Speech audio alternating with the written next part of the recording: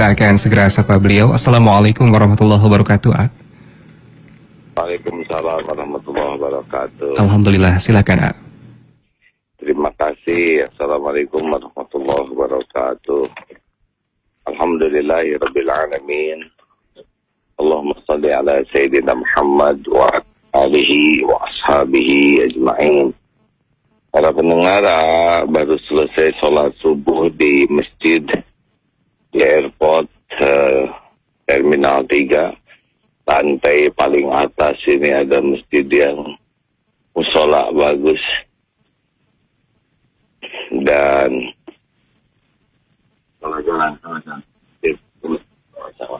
maaf ini sedang mencari jalan. Senang sekali di airport ada musola yang nyaman di banyak tempat. Karena memang seharusnya begitu.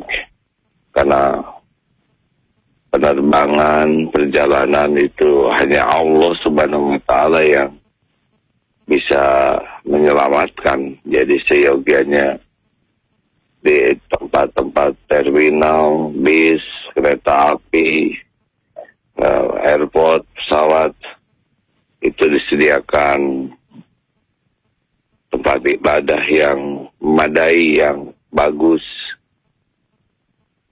supaya bisa memohon kepada Allah perlindungan, keselamatan. Masya Allah. Di mal-mal juga seyogianya disediakan tempat ibadah, jangan sampai jual beli melalaikan kepada Allah. Alhamdulillah sekarang sudah semakin baik kesadaran untuk memiliki tempat ibadah yang bagus. Alhamdulillah.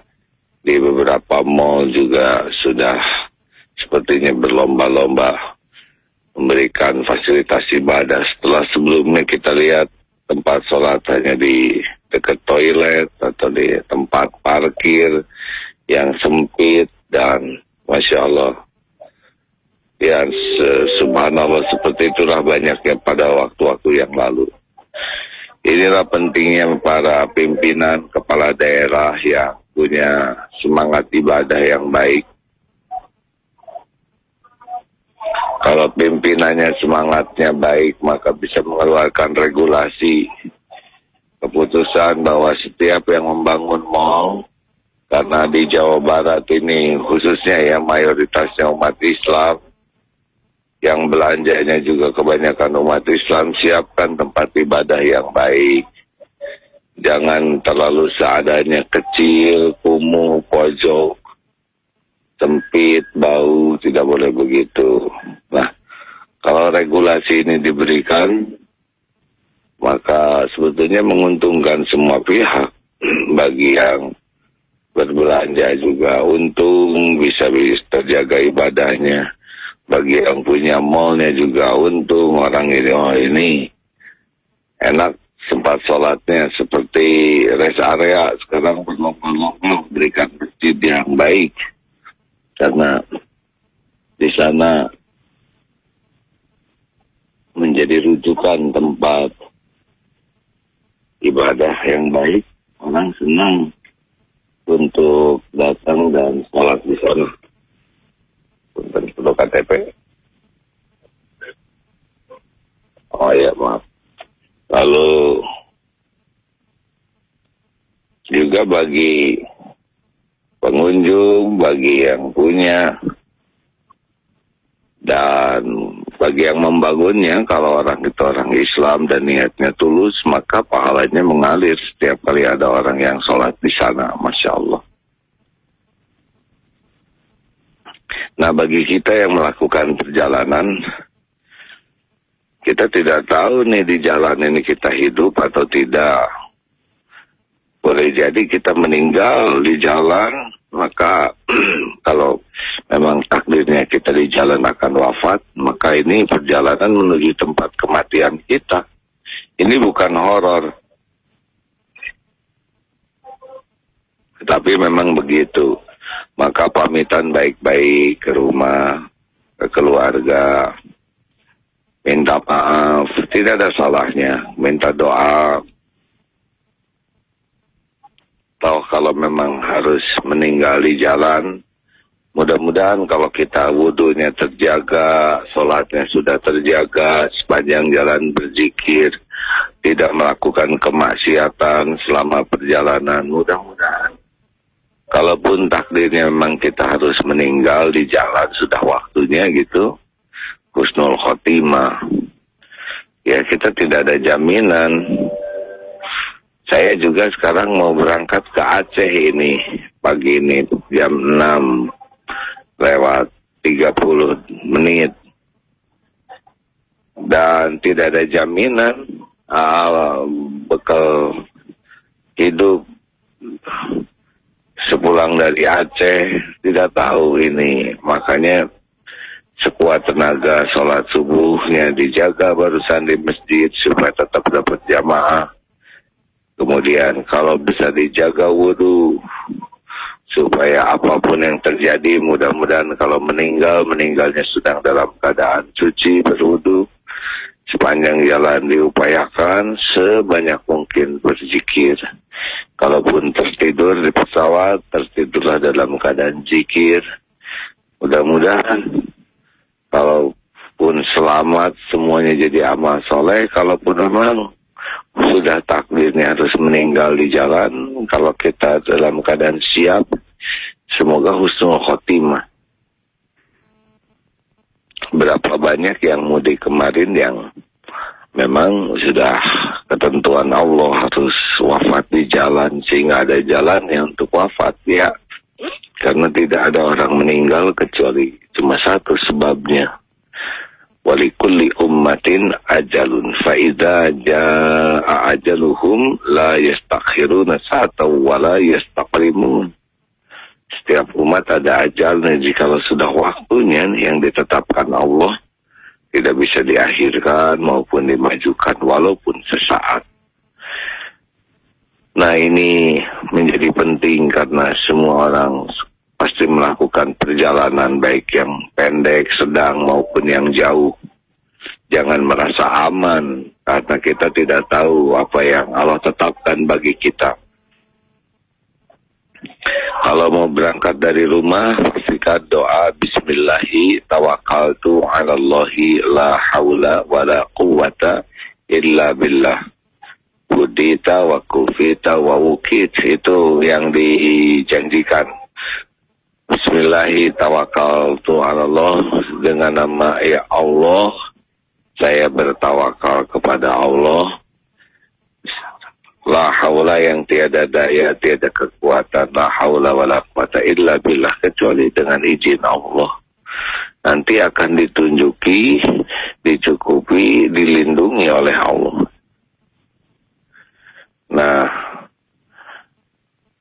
dilindungi, ditunjuki, dilindungi, dicukupi, ini membuat setan bingung. Nanti bagaimana kita menyesatkan orang yang dilindungi Allah, yang ditunjuki Allah, dilindungi dan dicukupi oleh Allah.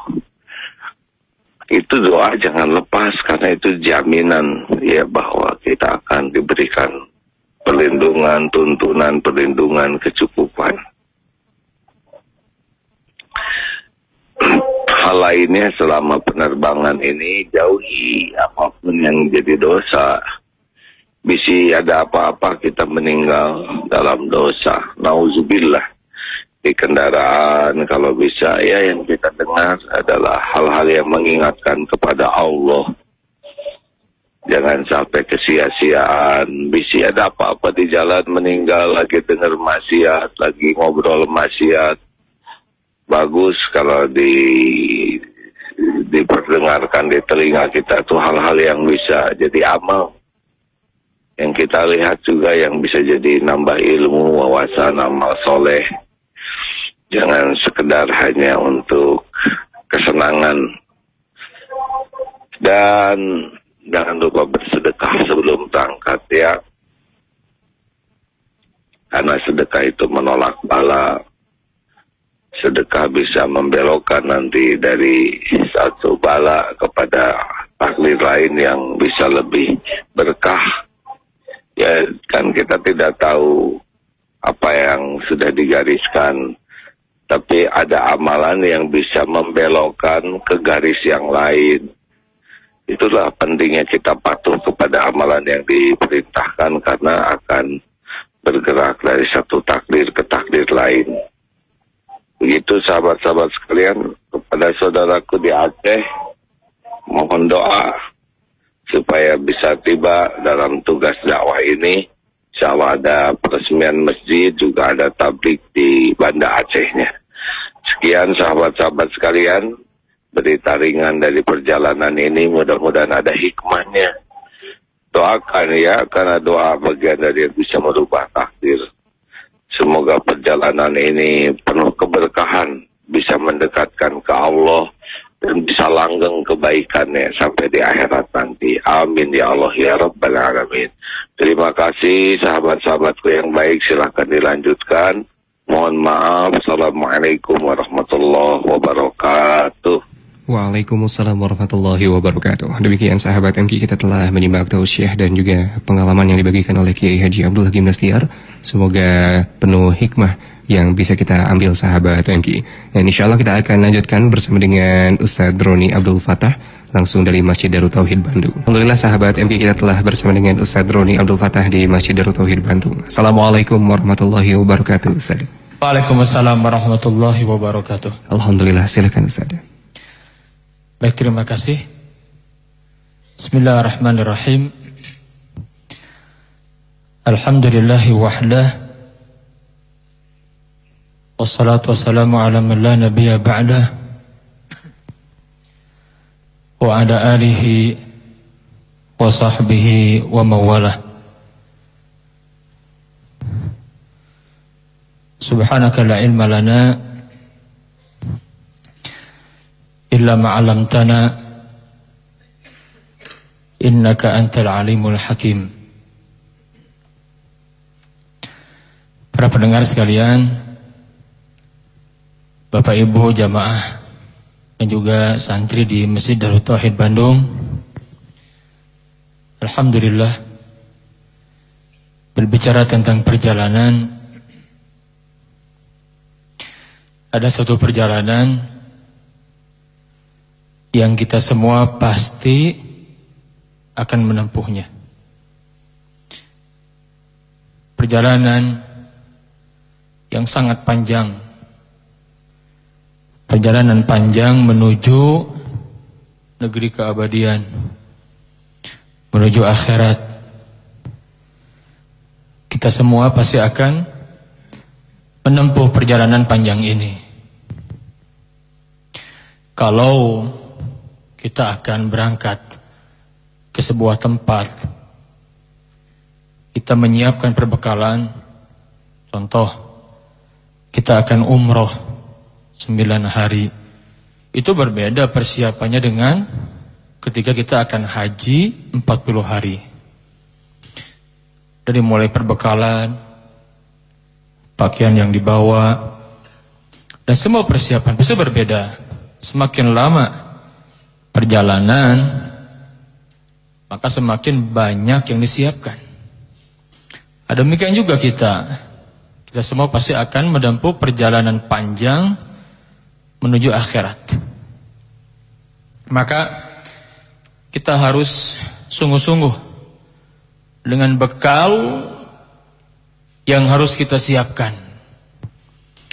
Kapan kita menyiapkan perbekalan itu? Ya sekarang ini.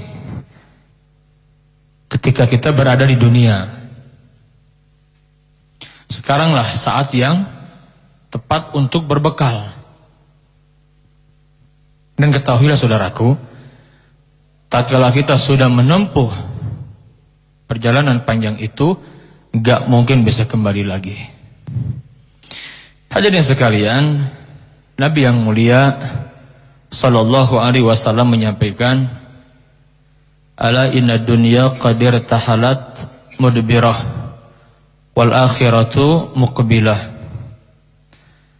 Ketahuilah, dunia itu pergi kian menjauh, sedangkan akhirat datang kian mendekat di hadapan kita.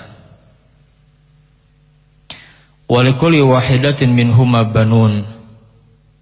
Masing-masing dari keduanya itu ada pengikutnya.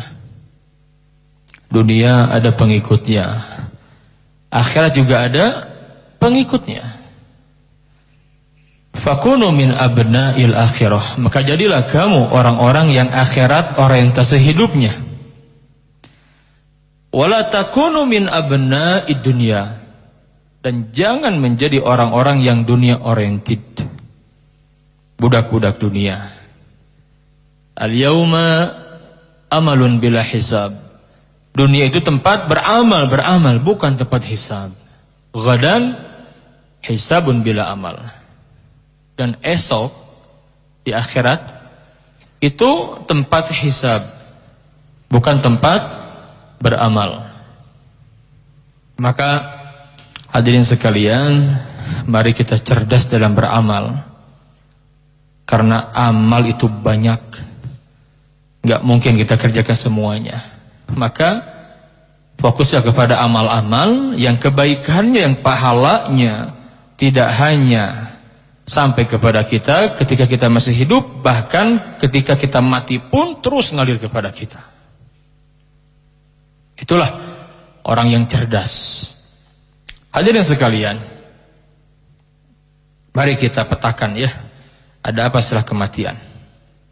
Karena semua kita, saya, Bapak Ibu juga akan menempuh perjalanan panjang ini. Nah, perjalanan panjang ini kapan startnya?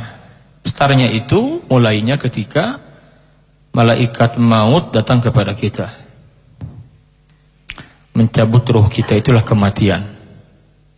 Ini mulainya yang startnya. Jadi startnya perjalanan panjang menuju keabadian, rihlatul khulud, startnya adalah ketika malaikat maut datang kepada kita untuk mencabut ruh kita, itulah kematian. Setiap kita pasti akan mati, saudaraku. Siapapun di antara kita pasti akan mati. Kullu nafsin dha'iqatul maut. Setiap yang bernyawa pasti akan mati. Karena memang tidak ada satupun manusia yang diciptakan kekal di dunia ini. Wa ma ja'alna li basyarin min qablikal khuld afa in mitta fahumul khalidun. Kami tidak pernah menjadikan seorang pun sebelum engkau wahai Muhammad hidupnya kekal di dunia ini. Tidak ada. Afa in mitta, kalau engkau saja mati, fahumul khalidun, apakah mereka kekal? Kullu nafsin dha'iqatul maut. Setiap yang berjiwa pasti akan mati. Bahkan Nabi yang mulia sallallahu alaihi wasallam, kekasih Allah, manusia terbaik, beliau juga sama, berjumpa dengan sakaratul maut, berjumpa dengan kematian, merasakan kematian. Innaka mayyitun wa innahum mayyitun. Sungguhnya engkau Muhammad akan mati, sebagaimana mereka semua juga sama akan mati. Maka orang yang cerdas itu siapa sih? Kalau kita bertanya kepada Nabi ya, sebagaimana sahabat pernah bertanya kepada Nabi, ya Rasulullah, ayul mu'minina aqyas.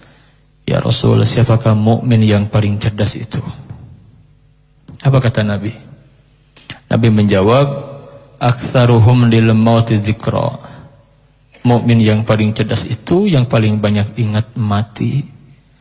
Wa ahsanuhum lima ba'dahu isti'dadan, dan yang paling serius mempersiapkan perbekalan untuk menempuh kehidupan setelah kematian, untuk menempuh kehidupan di akhirat setelah dunia ini. Ulaikal aqyas, mereka itulah orang-orang yang cerdas. Hadirin sekalian, setelah manusia mati, manusia akan berpindah ke alam barzakh. Ya, ada alam barzakh atau alam kubur. Alam barzakh, alam kubur ini disebut oleh Nabi persinggahan yang pertama dari persinggahan akhirat. Hadirin sekalian, suatu hari Utsman bin Affan radhiyallahu anhu berjalan bersama Hani. Hani ini maula Utsman, mantan budak yang membantu Utsman. Kata Hani, ketika Utsman berjalan bersama dirinya, tatkala Utsman melewati kuburan, Utsman berhenti mendekati kuburan dan menangis sampai janggutnya basah. Basah janggutnya Utsman itu. Hani bertanya, "Ya Amirul Mukminin, ya Utsman, tuzkarul jannatu wan naru fala tabki wa tabki min hadza?" Utsman, engkau diingatkan surga neraka, engkau tidak menangis sebagaimana menangisnya dengan kuburan ini. Engkau menangis dengan kuburan ini. Ada apa gerangan? Mendengar ini maka Utsman bin Affan radhiyallahu anhu menjawab, "Na'am, ya benar. Aku menangis dengan kuburan ini karena aku pernah mendengar kekasihku Rasulullah sallallahu alaihi wasallam bersabda, Innal qabra awwalu manzilin min manazilil akhirah." Jadi kuburan itu, alam barzakh, alam kubur itu adalah persinggahan pertama dari persinggahan akhirat yang sangat panjang. Fa inna jaminhu fama ba'dahu aisaru min. Maka barang siapa yang selamat di alam kuburnya, di barzakhnya, yang setelahnya akan mudah baginya. Wa ilam yanju minhu, dan barang siapa yang tidak selamat di barzakhnya, di kuburnya, fama ba'dahu asyadu minhu, yang setelahnya akan lebih berat baginya. Ma ra'aitu mundaraqat, tidak pernah aku melihat pemandangan yang paling menakutkan yang semua akan ditempuh oleh manusia, yaitu pemandangan malam pertama di alam kubur. Itulah malam yang menggusur seseorang tidur dari kasur yang empuk masuk ke dalam lubang ukuran 2x1. Itulah malam yang menggusur seseorang tinggal di rumah yang mewah megah, menempati liang lahat. Dohirnya ya, di dunia kita lihat ukuran 2x1 saja, paling tingginya 3 meter. Itulah malam yang telah menggusur seseorang dari bercengkrama, bersenda gurau dengan anak dan istri, handai tolan sahabat karib. Dia sendiri di dalam liang lahat itu. Itulah malam yang telah menjadikan seseorang kehilangan segala-galanya. Itulah malam yang telah menjadikan istri kita janda, suami kita duda, anak-anak kita yatim.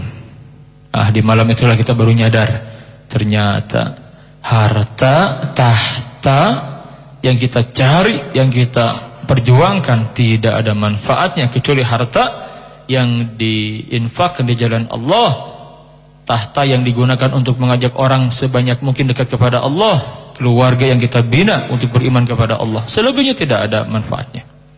Enggak ada manfaatnya. Ya, tidak ada manfaatnya. Maka itulah malam yang boleh jadi, kata Nabi yang mulia, al-qabru raudhah min riyadil jannah. Kuburan itu bisa menjadi taman di antara taman-taman surga, au hufar min hufarin nar, atau dia bisa menjadi lubang di antara lubang-lubang neraka. Hadirin sekalian, kita baru nyadar tuh nanti, ternyata yang bermanfaat untuk kita apa? Amal. Idza mata ibnu Adam inqata'a amaluh. Kalau mati anak Adam itu terputus semua amalnya kecuali 3 hal. Ila min salasin. Kecuali 3 hal. Yang pertama apa? Sedekah jariyah, sedekah jariyah. Yang kedua, au ilmin yuntafa'u bih, ilmu yang bermanfaat. Yang ketiga, waladin salihin yad'ulah, anak yang saleh yang mendoakan. Datanya dari kita. Sudahkah 3 hal ini menjadi skala prioritas kita? Sedekah. Sudahkah tatkala kita punya harta, dititipi harta bersungguh-sungguh dengan sedekah? Atau hanya sibuk memperkaya diri saja? Ya. Punya ilmu, apakah ilmu dimanfaatkan? Anak, sudahkah kita didik anak-anak kita dengan sungguh-sungguh doa kepada Allah agar anak-anak kita menjadi anak-anak yang soleh? Atau sebaliknya? Nah ini kan, berarti fokus kita kan. Ya. Hadirin sekalian, Nabi yang mulia menyebutkan, ya tabawal mayyita thalathah, yang mengiringi jenazah itu ada 3. 2 kembali, 1 setia bersamanya. Mana yang kembali? Harta, keluarga, kembali. Yang tetap bersama dia apa? Yang tetap bersamanya itu adalah amal-amalnya. Amal di sini ada amal baik, ada amal buruk. Amal yang baik menghantarkan kepada taman di antara taman-taman surga di barzakhnya. Amal yang buruk menghantarkan kepada lubang di antara lubang-lubang neraka di alam barzakhnya. Jadi bagi orang-orang beriman, Bu, Pak, menanti di barzakh itu enggak kerasa. Ini kan orang yang sudah mati, Pak, di barzakh semuanya, Pak. Belum ke akhirat. Baru di gerbangnya saja kan. Jadi orang yang sudah mati dari manusia pertama sampai yang sekarang itu di alam barzakh. Ya. Di alam barzakh. Ya kan lama sekali, Pak. Kalau kita hitung dengan logika kita sekarang, lama sekali. Contohlah Nabi yang mulia sallallahu alaihi wasallam di dunia berapa? Beliau hidup itu 63 tahun. Di barzakhnya dari semenjak meninggal sampai sekarang sudah 1450 tahunan. Sudah 14 abad setengah kurang lebih. Ya, tapi kan Nabi yang mulia menyebutkan kepada kita bocoran bagi orang-orang yang beriman, yang beramal soleh, yang matinya husnul khatimah, yang mendapatkan nikmat kubur tidak terasa karena amal-amal dia nanti akan menemani dia, dan amal itu menjadi sosok makhluk yang menyenangkan. Ini di hadis yang sangat panjang, hadis yang diriwayatkan Al-Bara ibn Azib radhiyallahu anhu dalam kitab At-Tadhkirah, Imam Al-Qurtubi menyampaikan. Jadi amal-amal yang baik kita itu dia akan menemani kita, Pak. Sosok makhluk yang menyenangkan. Dan dibukakan nanti jendela, lubang di mana kita melihat tempat kembali kita surga. Nah, coba di sebelah kita sosok makhluk yang menyenangkan, orang yang menyenangkan, Pak, yang kita cintai, Pak, yang kita sukai, Pak. Dan di hadapan kita surga pemandangannya, apa itu yang membuat kita bahagia? Maka di hadis yang lain, orang yang beriman yang matinya husnul khatimah seperti orang yang menikmati malam pertama pengantin. Gak kerasa itu, menanti sampai dibangkitkan. Di hadis yang lain Nabi menceritakan kalau orang yang kafir, orang fasik, orang munafik sebaliknya, amal-amal dia akan menjadi sosok yang menakutkan, orang yang paling kita sebelah, Pak. Kebayang ya, kalau kita duduk ditemani orang yang menyebalkan, yang gak kita sukai, Pak. Di hadapan kita pemandangan neraka, menderita itu. Gak usah berhari-hari, beberapa menit saja kita menderita. Nah, maka pastikan ya, dunia ini kan tempat beramal. Pastikan kita cerdas dalam beramal, fokus kenali kondisi alam barzakh agar kita tepat dalam beramal. Hadirin sekalian, ini kondisi alam barzakh. Jadi setiap kita pasti akan menempuh kehidupan di alam barzakh. Pasti itu ya, yakini itu. Kemudian setelah di alam barzakh akan ada hari kebangkitan. Semua kita akan dibangkitkan. Ya, hari kebangkitan itu dimulai setelah kiamat terjadi. Jadi dunia ini akan kiamat. Dan kita beriman akan hal ini. Bahkan tanda-tanda dekatnya kiamat sudah sangat jelas. Ya, kalau kita ngikutin tanda-tanda akhir zaman itu nyata di hadapan kita sekarang, Pak. Kan umat Islam, umat Muhammad sallallahu alaihi wasallam ini berada di penghujung akhir zaman. Bukan cuma akhir zaman kita ini sekarang, penghujung akhir zaman. Tanda-tanda besar kiamat akan segera hadir di hadapan kita. Tanda-tanda kecil sudah banyak sekali. Nah, jadi kalau sudah tahu ini, apa yang akan dibanggakan dengan dunia? Dunianya saja akan berakhir. Nah, kita sendiri kan gak lama di dunia, Pak. Ya. Nah, kita kan gak lama di dunia. Berapa lama kita di dunia? 63 tahun atau 70, sekitar itulah usia kita. Nabi yang mulia menyampaikan, a'maru ummati, umur umatku itu kisarannya ma baina sitin ila sab'in, antara 60 hingga 70 tahun, wa aqalluhum man yujawizu dzalika, dan sedikit di antara mereka yang lebih dari 70 tahun. Bukan tidak ada tapi tidak banyak. Loh, ini sabda Nabi diwahyi qat'i ini. Jadi enggak banyak orang yang hidupnya di atas usia 70 tahun, boleh dicek. Kisaran antara 60-70. Jadi yang sudah masuk usia 60 siap-siap. Lah, itu kan sunatulnya begitu. Apalagi yang sudah di atas 70. Wah, ini harus benar-benar menyiapkan. Ya, harus siap-siap. Dengan dunia terus. Ya. Hadirin sekalian, hari kebangkitan. Manusia akan dibangkitkan nanti ya. Semua kita akan dibangkitkan, Pak. Dan manusia dibangkitkan itu tergantung kondisi matinya, Pak. Ada yang dibangkitkan mulia, ada yang dibangkitkan dalam kondisi terhina, ada. Ada yang dibangkitkan sedang bertalbiyah, ada, Pak. Labbaik Allahumma labbaik, labbaik la syarika laka labbaik, innal hamda wan ni'mata laka wal mulk la syarika lak. Siapa itu? Orang yang matinya ketika ihram, baik ihram untuk umroh atau untuk haji. Kata Nabi yang mulia, ketika dulu ada seorang sahabat yang haji bersama Nabi, kemudian jatuh dari untanya dan patah lehernya ini, langsung meninggal. Kata Nabi, jangan dikafani, jangan ditutup kepalanya, jangan diberikan minyak wangi, jangan, langsung aja kuburkan. Sebagaimana dia mati dengan ihramnya ya. Fa innahu yub'atsu yaumal qiyamati mulabbiyan. Karena dia akan dibangkitkan di hari kiamat nanti bertalbiyah. Ada yang dibangkitkannya itu badannya berlumur darah, tapi darahnya harum seperti minyak kasturi. Siapa mereka? Para syuhada, orang-orang yang mati syahid. Masya Allah. Ya, orang yang mati syahid itu seperti dicubit sakitnya itu. Orang yang mati syahid itu husnul khotimah jelas.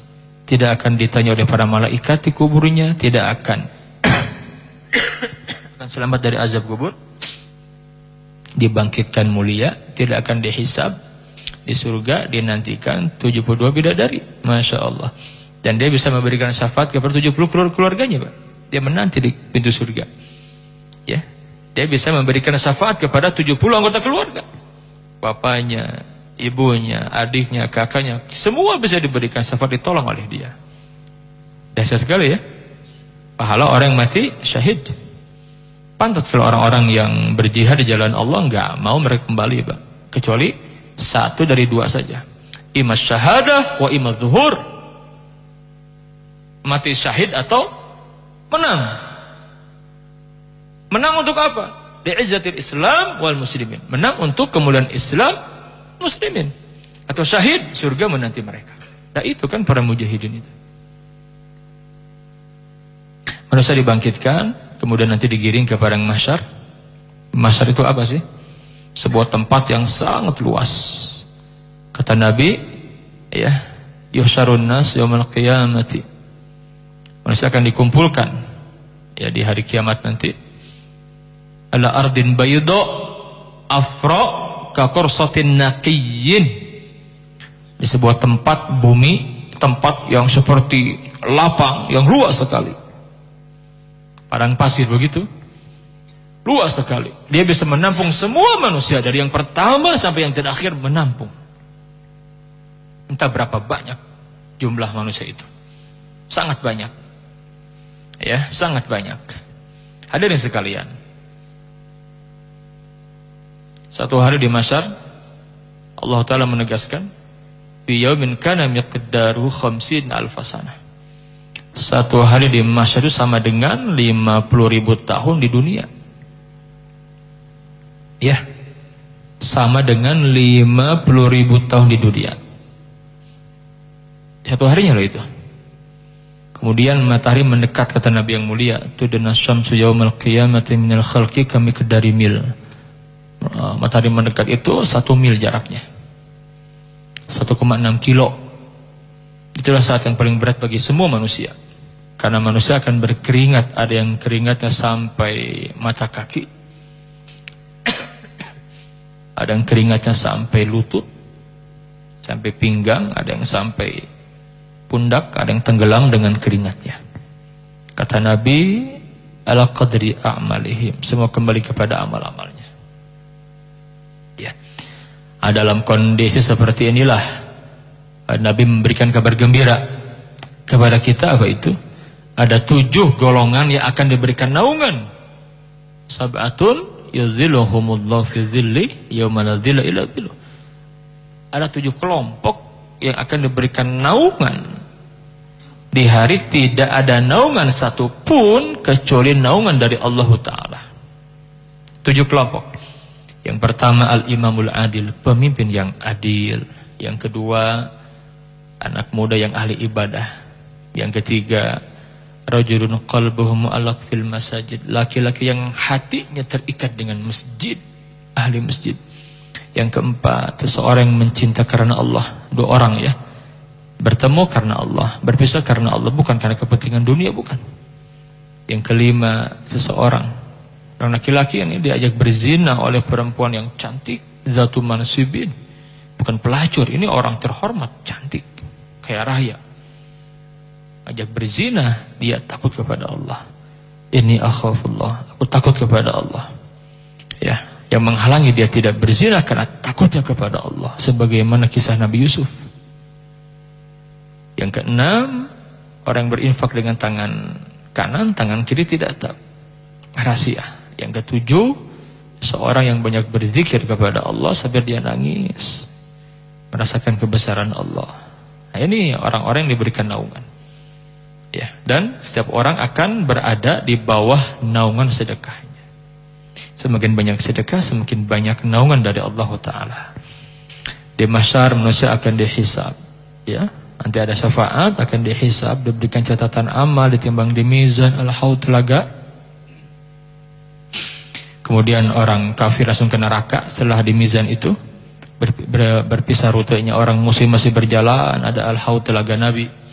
Kemudian orang-orang muslim nanti akan diuji keimanannya ya. Nanti berpisah rute orang-orang munafik dan mukmin haqqan. Orang mukmin akan melewat as-sirat. Ada yang selamat sampai ke Al-Qantoroh, ada yang jatuh. Orang mukmin itu, yang selamat itu yang dia meninggal tidak bawa dosa. Allah ampuni semua dosanya. Cepat dan lambat tergantung amal-amal dia. Kalau yang melewat dia jatuh ke neraka, itu orang yang mati bawa dosa. Lama dan tidak tergantung dia. Tergantung ya. Nah, di sana nanti berlaku syafaat. Maka seorang sahabat yang dia bersahabat di dunia karena keimanan, dia bisa nolong sahabatnya nanti itu. Ya Rob, dia sahabatku ya Allah, aku ingin dia ke surga ya Rob. Kata Allah, ambillah sahabatmu itu. Masya Allah. Anak bisa menolong orang tua di sana nanti. Quran nolong kita, syafaat, puasa juga sama. Kemudian nanti ada orang munafik begitu lewat jatuh ke neraka. Bahkan di kerak neraka terdalam, karena orang munafik itu hakikatnya orang kafir. Innal munafiqina fi darkil asfali minan nar falan tajida lahum nasira. Sungguhnya orang-orang munafik akan berada di kerak neraka terdalam. Kerak nerakanya. Ya, nah, setelah di Al-Qantoroh orang mukmin dia melihat surga. Maka Nabi yang mulia yang pertama kali diizinkan membuka pintu surga. Dibuka oleh Nabi, para malaikat penjaga surga, mereka menyambut kedatangan orang-orang mukmin. Antum baca surat Az-Zumar ya. Salamun alaikum tibtum fadkhuluha khalidin. Allahu akbar. Keselamatan bagi kalian. Sukses. Inilah tempat buat kalian. Tempat yang kekal dengan kenikmatan di dalam. Silakan kalian menikmati, silakan masuk. Masya Allah. Maka tatkala kedua kaki melangkah ke surga, itulah sukses. Faman zuhziha anin nar wa udkhila jannata faqad faz. Maka barang siapa yang dibebaskan dari api neraka dan dimasukkan ke surga, itu sukses, saudaraku, itulah sukses. Jadi sukses itu tatkala kita ke surga nanti. Itulah surga kenikmatan yang kekal dan abadi. Di surga kita akan hidup, tidak akan pernah mati selamanya. Di surga kita akan bahagia, tidak menderita. Di surga kita akan muda, tidak akan tua. Di surga kita akan sehat, terus tidak akan pernah mati. Dan puncak kenikmatan di surga manakala kita berjumpa dengan Allah Subhanahu wa ta'ala. Wujuhu yawma idzin nadirah ila rabbiha nadirah. Wajah-wajah yang berseri-seri memandang Tuhannya. Maka doa Nabi apa? Allahumma inni as'aluka lazzatan nazari ila wajhikal karim. Ya Allah, sungguhnya aku memohon kepada Engkau ya Allah, bisa menatap wajahmu dengan kenikmatan. Allahumma inni as'aluka lazzatan nazari ila wajhikal karim. Ya Allah, anugerahkan kepadaku. Aku meminta kepada Engkau kenikmatan memandangmu di surga nanti. Ini dia surga ya, puncak kenikmatan. Maka kembali, inilah perjalanan panjang yang semua kita akan menempuh. Dunia nggak ada apa-apa. Dunia sebentar saja. Tapi ingat, yang sebentar ini sangat menentukan. Yang sebentar ini sangat menentukan. Maka nggak boleh main-main dengan kehidupan saudaraku. Ya, dunia itu permainan, benar, tapi nggak boleh main-main. Catur permainan, main-main kalah. Sepak bola permainan, main-main kalah. Dunia permainan, sendak goro. Kalau kita main-main mengisi kehidupan di dunia, kalah, rugi kita nanti. Pahami visi misi kita ke dunia ini, maka jadilah orang-orang yang akhirat oriented. Ya, sebagaimana Allah berfirman, wabtaghi fima ataqallahu darul akhirah wala tansa nasibaka minad dunya. Maka carilah kemuliaan hidup, kebahagiaan hidup di akhirat nanti berupa surga. Jangan lupakan bagianmu di dunia. Jadi tujuan kita itu mencari kemuliaan di akhirat nanti berupa surga. Dunia sebatas jangan lupa. Allahu ta'ala alam. Kang Dikri, kita buka dialog ya. Baik Ustaz, kita akan undang Anda sahabat MK dan pendengar dimanapun Anda berada yang ingin bergabung. Silakan melalui telepon di 0222207076 atau melalui SMS WhatsApp 081122410027. Ada beberapa pertanyaan yang senada di SMS Ustaz seputar tentang saum Syawal. Bagaimana menunaikan saum Syawal yang afdol dan thayyib Ustaz? Apakah di awal ataukah memang diakhirkan sebaiknya? Thayyib, ini bagus pertanyaannya. Jadi kalau kita ingin saum Syawal, maka menjadi sunnah itu kalau kemudian kita lihat sudah dalam kondisi tidak ada tamu gitu ya. Kadang-kadang saking semangatnya kita hari kedua sudah saum Syawal. Ini tidak sunnah saudaraku. Loh kan itu hari raya, itu hari bersenang-senang kita Pak. Datang saudara kita ke rumah kita bertamu, betul tidak? Kadang-kadang kita nggak enak kan kalau sedang berpuasa, betul tidak? Berkunjung ke rumah saudara kita, dikasih makanan, disuguh kita sedang berpuasa, kan nggak enak, betul tidak? Ini saum sunnah masalahnya. Jadi kalau mau saum seminggu setelah Syawal, barulah kita berpuasa, ya, bukan kemudian hari kedua. Itu menjadi, mohon maaf ya, menjadi tidak baik seperti itu. Jadi kalau mau saum Syawal, seminggu setelah kita setelah kita berlebaran kan, karena boleh jadi kan yang namanya lebaran di kita, apalagi ya hari di mana saudara datang ke rumah kita, kita juga mengunjungi saudara kita, ya namanya lebaran. Apalagi di kita memang dijadikan ajang untuk bertemu keluarga, berkunjung ke rumah saudara kita, dikasih makanan kan, disuguhi kan, dan nggak enak kalau kita nggak makan. Nah, jadi ini harus kita paham ya Mbak Vicky. Jadi sebaiknya setelah kita pastikan kita udah mulai tidak ada tamu, puasa lah di sana ya kan, 6 hari kan, 6 hari puasa ya, silakan berpuasa setelah itu ya. Jadi mau berurutan bagus, tidak pun tidak ada masalah. Yang jelas 6 hari itu semuanya kerjakan di waktu di bulan Syawal. Lantas bagaimana kalau kita punya qada puasa, terutama untuk perempuan? Kalau memungkinkan bayar saum qada dulu kan. Kalau perempuan yang masih haid itu kan 7 hari biasanya ya, ya bayar puasa. Yang wajib dulu tuh qada 7 hari kan, baru saum Syawal 6 hari. Berapa hari itu? 13 hari kan? Masih panjang waktunya. Begitu. Atau kalau tidak memungkinkan ya, karena satu dan lain hal yang syar'i uzurnya, saum Syawal dulu 6 hari ya, karena dibatasi waktu kan. Setelah itu baru saum qada. Wallahu ta'ala a'lam. Baik Ustaz, ada satu pertanyaan terakhir dari sahabat Asep di Cibaduyut. Pernah mendengar istilah ketika umur 40 tahun rezeki orang tersebut mulai dibatasi karena katanya maju atau tidaknya kita dilihat dari usia 40 tahun.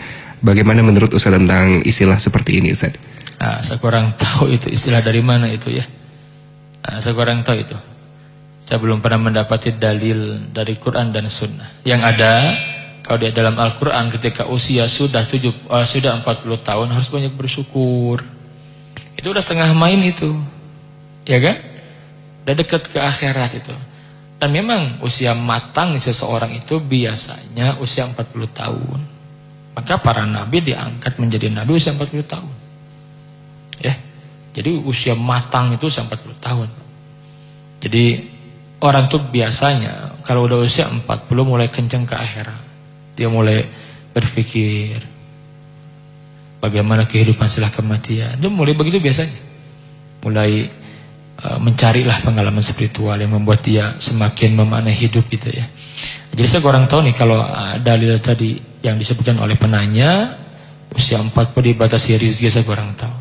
Belum pernah mendapatkan dalilnya ya. Allah alam bisawab. Tapi kalau usia 40 di Quran ada memang, di hadis juga ada. Itu usia harus banyak bersyukur kepada Allah, diingatkan. Ya, Rabbi auzi'ni an ashkura ni'mataka allati an'amta 'alayya dan seterusnya itu doa Nabi Sulaiman. Nabi Ibrahim harus banyak bersyukur kepada Allah, diberi kesempatan hidup sungguh-sungguh untuk akhirat ya. Karena kita akan mati. Wallahu taala a'lam. Baik Ustaz, alhamdulillah kita sudah sampai di ujung perjumpaan. Barangkali ada hal yang ingin kembali disampaikan, silakan. Baik saudara yang berbahagia, mari kita bersungguh-sungguh. Jadilah orang-orang yang akhirat oriented ya. Mulai sekarang inna salati wa nusuki wa mahyaya wa mamati lillahi rabbil alamin. Sungguhnya salatku, ibadahku, hidup dan matiku untuk Allah saja. Hidup akan lebih bermakna dengan seperti itu saudaraku. Ini akhir zaman banyak fitnahnya. Jadi kencangkan akhirat yang menjadi orientasi hidup kita ya. Jangan sampai kemudian karena masalah dunia akhirat kita korbankan. Sekarang banyak orang-orang yang mengejar dunia, dia mengorbankan akhirat.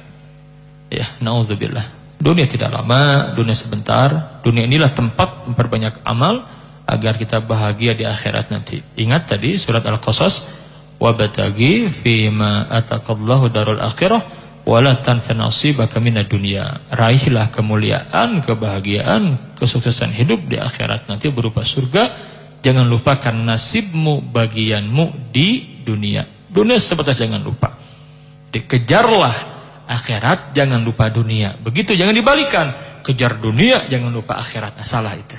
Tapi prinsipnya apa? Kejar akhirat, jangan lupa dunia. Bukan kejar dunia, jangan lupa akhirat. Allah alam bisawab. Fa'tabiru ya udil albab. Fa'tabiru ya udil absar. Wa sallallahu ala nabina Muhammad wa ala alihi wa sahbihi wasallam. Subhanakallahumma wa bihamdika ashhadu an la ilaha illa anta astaghfiruka wa atubu ilaik. Wa akhiru da'wana anil hamdulillahi rabbil alamin. Assalamualaikum warahmatullahi wabarakatuh. Waalaikumsalam warahmatullahi wabarakatuh. Alhamdulillah sahabat MK kita